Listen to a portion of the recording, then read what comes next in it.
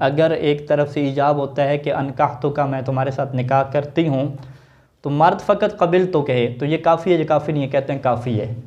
उसके बाद मुताल्लिक़ ज़िक्र करना ना कबिल तो निकाह, ये निकाह का लफ्ज़ ये ज़िक्र करना वाजिब नहीं होता, ज़रूरी नहीं होता, ठीक है।